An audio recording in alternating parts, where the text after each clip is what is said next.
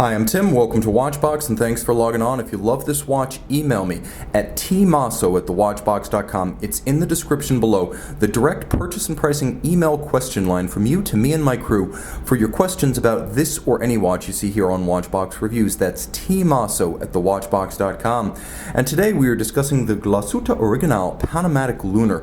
39.5 millimeters in stainless steel as my calipers measure it. The watch is a reasonably compact 11.5 millimeters thick, though it looks thicker. It's actually quite svelte.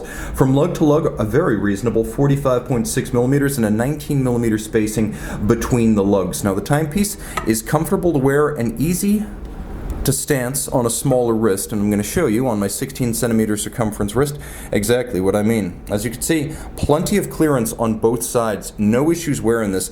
It's not tamped down quite as much because I'm keeping the clasp open while I'm doing this, but you can see that the fit on a smaller wrist is ideal. I can recommend it for a wrist as small as 13.5 centimeters circumference, and it'll fit underneath cuffs. Now taking a look at the strap and the clasp, you can see that the strap is a high-grade, medium rectangular scale alligator leather strap with a little bit of bolstered center. You can see the sides are broad and folded with a monotone stitch. There is calfskin on the underside, and this is a new Geo factory strap, so you will have the right to gouge or crimp it first.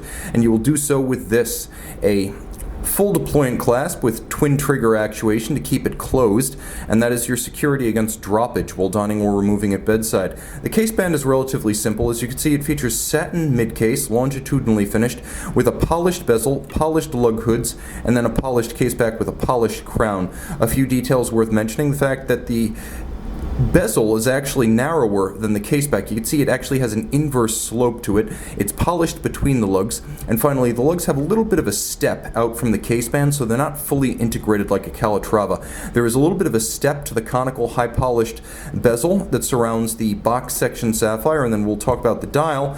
It features two different metallic finishes. You have a brushed circular concentric finish for the scales depicting the hours and the minutes as well as the seconds, and then there is a satin or opaline lightly frosted finish for the remainder of the dial.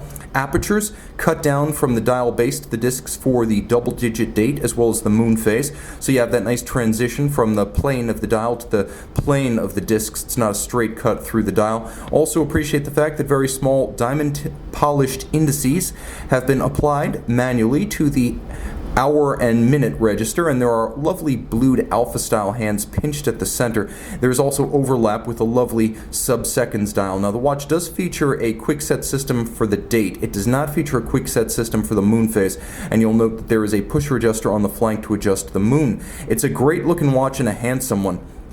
It's also absolutely exquisite on the reverse side. Let's quickly zoom in and take a look at what Geo hath wrought on the reverse side. You can see this is caliber 90-02, adjusted in 5 positions like a chronometer, automatic winding with a 3/4 style rotor, 47 joules, 42-hour power reserve, and of course all of this made in-house, protected down to 30 meters by water resistance.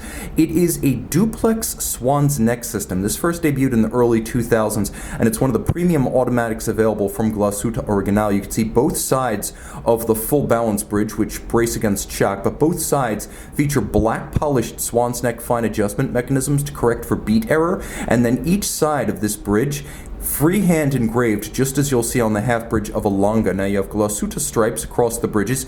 You have a double spiral on the reduction wheel for the winding system, and that double spiral executed by hand. You can see there are both black polished screws and many fired blue screws, so these are not chemically dyed. They are fired in a kiln to produce that cobalt blue, and then there is engine turned perlage on the base plate in 2 different sizes. So a good deal of hand finishing here, and an impressively executed architecture that's a pleasure to behold, and highly accurate once again, as it is adjusted in 5 positions prior to casing. A tremendously impressive tour de force aesthetically in a watch that's wearable on just about any wrist. It's an all-arounder and an all-star in that regard.